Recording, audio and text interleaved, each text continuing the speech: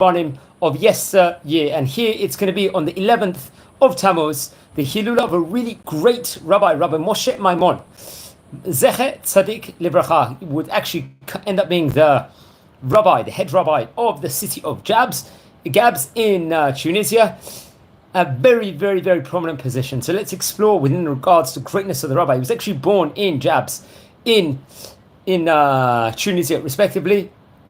He came from great rabbinic heritage. His father was Rabbi Yitzchak Maimon, but also very, very great rabbi. He was a Talmid of the famous Rabbi Avram Alush, who was, I think, actually the Ab Bet Din, head of the Jewish court in Gabs, respectively. Also, I think he also learned by the side of Faraji Alush, also was another great rabbi, who was also a Dayan at Rosh Yeshiva in Tunisia, and was rabbi of Gabs, also respectively, and an Av Bet Din. Also, another great rabbi who we've spoken about also before, who he learned from, was Rabbi Yitzchak Chaibu Kobza, also who would later on become the chief rabbi of Libya, and we very much spoke about him before, also with the greatness of this rabbi.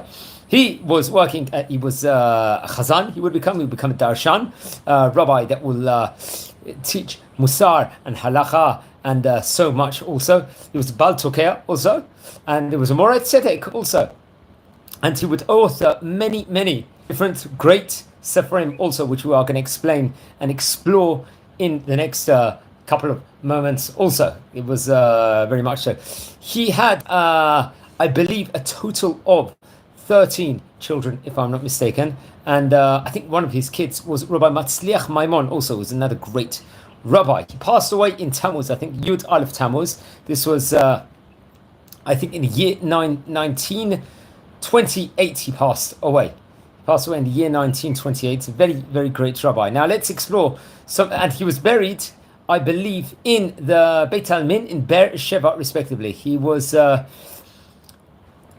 initially buried in Gabs in 1928. I think his body was moved to the land of Israel, to Be'er Sheva, in 1976. So it had been 48 years ago from the time of here. We're recording this in the year 2024. So let's explore some of the great books that he wrote, including Divrei Habrit. What is that? I think that was actually printed in Jerba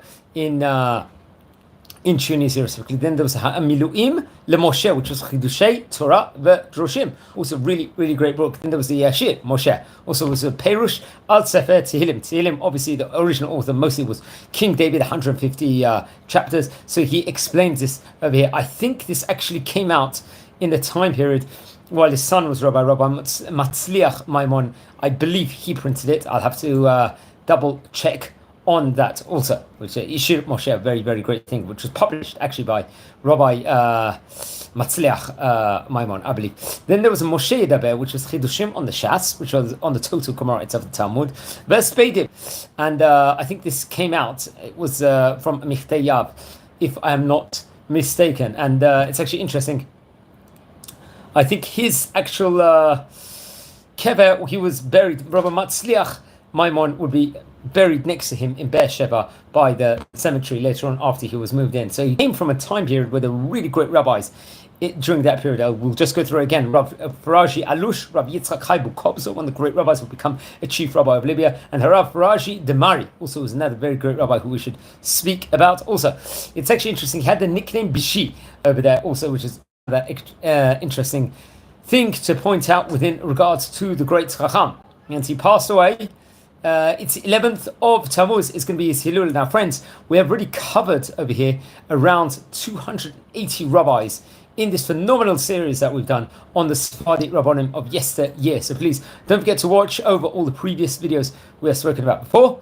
Don't forget to hit the like button and subscribe also to the videos. And we've covered around 25 rabbis from the country of Tunisia, respectively. Remember, these areas like Jerba and Gabs, they had really, really great Torah community at that time, and produced some of the greatest rabbis from the Eidut Mizrach countries, without a doubt, over these years. So just going back to the name Matzliach, very common names, especially in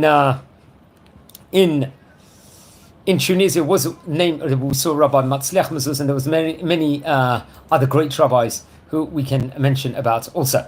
So guys, I'm wishing you all a very good day. Hope this was still provocative, and please take care.